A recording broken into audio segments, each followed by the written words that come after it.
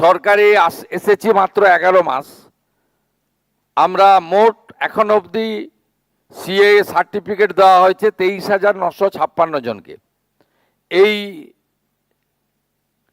11 সপ্তাহে আমরা দিয়েছি 5,966 এবং মোট আবেদনকারীর সংখ্যা 2,30,605। আমরা আজকে সার্টিফিকেট দেব অনেককে, এবং এখন অবধি জেলা ওয়াইজ যে সার্টিফিকেট পেয়েছেন, সর্বোচ্চ নদিয়া জেলা 10,191, তারপরে নর্থ 24 পরগনা জেলা 8,930, তারপরে অন্যান্য জেলা আছে। আমি আর সময় নষ্ট করছি না সবটা বলে। আপনাদের কাছে আমি এখনো যারা আবেদন করেননি তারা আবেদন করুন, এবং আপনাদের ওই ওবিসি এসসি সার্টিফিকেট সংক্রান্ত যে বিষয় ছিল ইতিমধ্যে সার্কুলার করে দেওয়া হয়েছে। জানেন যে কনফিউশন ছিল আপনাদের একটা। দ্বিতীয় হচ্ছে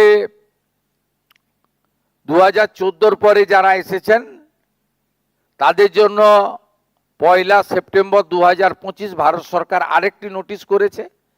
31/12/2024 পর্যন্ত তাদের এই সিএ এর আওতায় আনার কথা বলা হয়নি আপাতত, কিন্তু বলা হয়েছে কোনো পুলিশই হয়রানি তাদেরকে ভারতবর্ষের কোনো পুলিশ করবে না, পশ্চিমবঙ্গ পুলিশও করবে না। এই সময়কালের মধ্যে যদি সিএ এর আওতায় পড়েন, এমন কেউ জেলে থাকেন বা জেলে গিয়ে থাকেন, তার তালিকাও আপনারা দেবেন। আমরা তাদের সরকারি পিপিকে দিয়ে জামিনে মুক্ত করার ব্যবস্থা করব। কোথাও কাউকে পুলিশ হয়রানি করছে না, করবেও না। আর দ্রুত আপনারা আবেদন করতে শুরু করুন।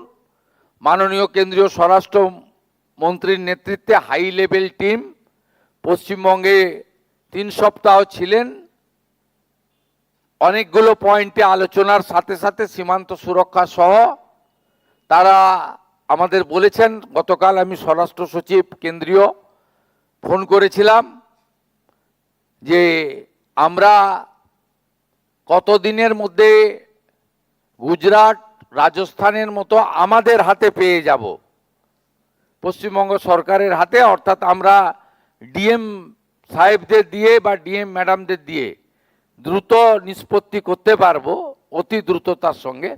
উনি আমাকে টেন্টেটিভ বলেছেন যে প্রক্রিয়া শুরু হয়েছে, আগামী 1 মাসের মধ্যে আপনারা পেয়ে যাবেন। আমরা পেয়ে গেলে আমরা দ্রুততার সঙ্গে 6 মাসের মধ্যে যত সিএ আবেদনকারী আছে আবেদনকারীদের আবেদন নিষ্পত্তি করব। নতুন যারা আবেদন করেননি 31/12/2014 মধ্যে এসেছেন তারাও আবেদন করবেন।